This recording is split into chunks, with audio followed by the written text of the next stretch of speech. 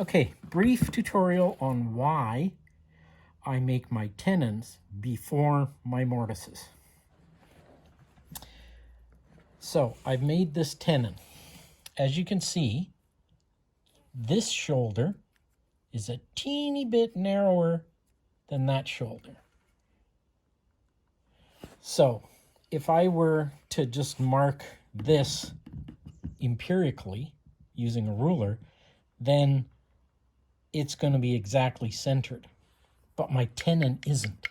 So my boards, when they mate, are going to be off just a teeny bit.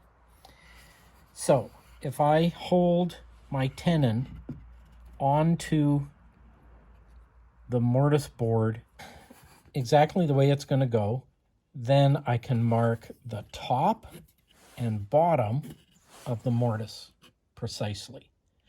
That will account for any skew that I also put into my tenon.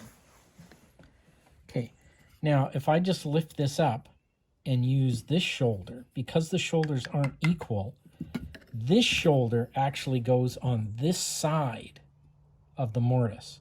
So I have to take my tenon board and rotate it 180 degrees, flip it over.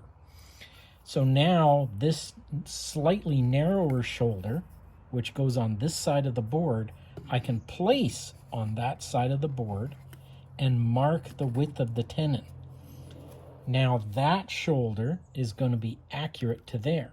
To mark this shoulder, I just lift the board up, over, place it on the other side, align it correctly, and mark it.